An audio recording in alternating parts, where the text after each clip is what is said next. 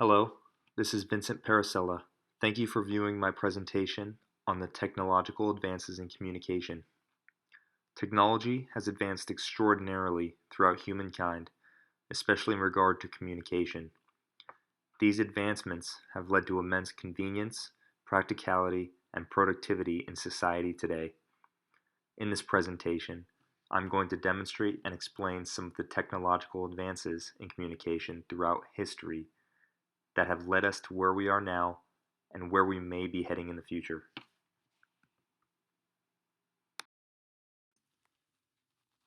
Let's begin with communication between early humans, specifically in the Paleolithic era. To communicate, Neanderthals would often use a series of grunts or sounds with varying pitch, as well as body language to communicate warning signs or socially. These early humans began drawing on rocks and within caves using different materials including burned bones, charcoal, calcite, and other minerals. Their drawings would tell stories about their culture as well as battles and hunts. Moving forward to the period of ancient Egypt, we see that technology has progressed, allowing for more sophisticated communication. The Egyptians began using an early form of paper created from the papyrus plant found in the Nile River around 3000 BC. They developed a system of hieroglyphs which consisted of over 700 symbols that only specific people, called scribes, were permitted to learn.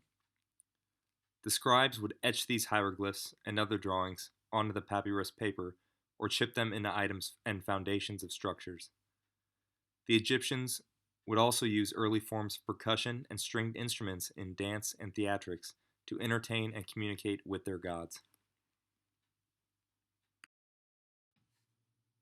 In the medieval times, or Middle Ages, delivering a message often took extended lengths of time depending on where the intended destination was located. Messages, to include royal letters, orders, and writs, would be carried on foot or by horseback by paid messengers.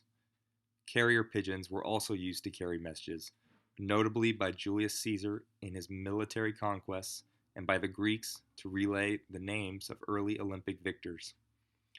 Opponents in military battles would communicate their allegiances using insignias on their banners, shields, and armor. Early methods of transferring ink to paper were used by the Chinese. They would use wooden blocks with writing etched onto them, dipped in ink, to quickly press messages onto paper, as opposed to writing it over and over again. By the 15th century, German craftsman Johannes Gutenberg developed a strategy to convert these wooden blocks into metal and individualize them by both upper and lowercase letters, and allowed for the mechanical transfer of these characters onto paper using an assembly line format, thus leading the way for mass creation of books and other writings. The invention and development of electricity completely revolutionized communication. The first form of successful and implemented electronic communication was the telegraph, invented by Samuel Morse around 1840. This machine transmitted electric signals between a wire between stations. Morse also developed the Morse code, which was a series of lines and dots that would spell out a message when used in different sequences. In 1876, Alexander Graham Bell patented the first telephone, a huge step in the evolution of communication.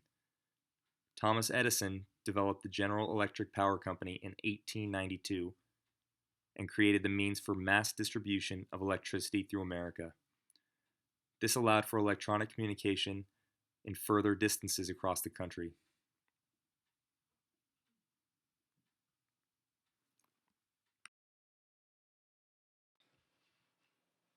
Satellites have become an integral part of communication, especially globally. The first satellite, named Sputnik 1, was launched by the Soviet Union into space on October 4, 1957, and transmitted a radio signal for about 22 days. The next year, the United States launched an improved satellite intended to relay voice signals, making it the first of its kind. This satellite successfully transmitted a message by President Dwight D. Eisenhower stating, "Peace on earth and goodwill toward men everywhere."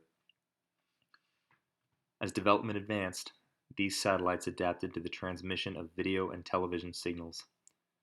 A satellite itself is essentially a self-contained communication system, harboring the ability to receive signals from Earth and return or retransmit the signals back down.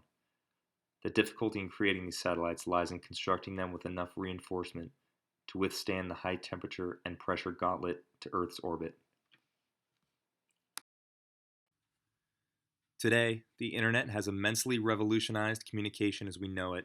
The most commonly used communication item, the modern smartphone, has created ways to communicate with others never thought possible before. These devices allow us to send content, data, emails, and messages instantly anywhere in the world.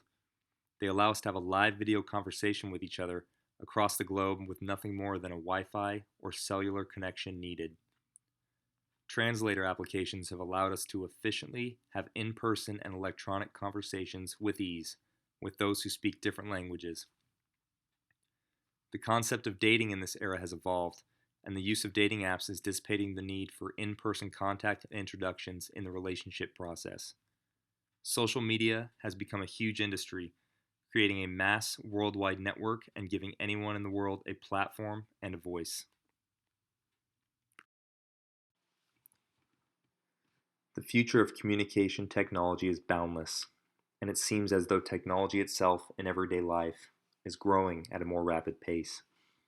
Consider that literally every year, Apple develops a new iPhone that has more capabilities than the previous model and becomes more convenient and easily used, yet it is completely unnecessary.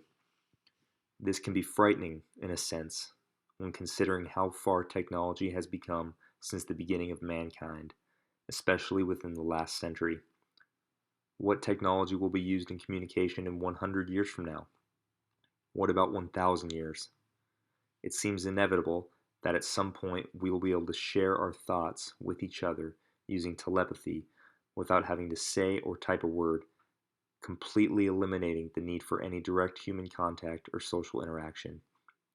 By this time, it seems likely those who have used communication methods such as standard mail or landline phones will be long past gone, and there will be no way to personally gauge the actual discernible improvement in practicality. It seems as though we should embrace this potential future and accept these rapid advances. But I question how it will affect the personalities and mental well-being of our future generations. This concludes my presentation. Thank you for viewing.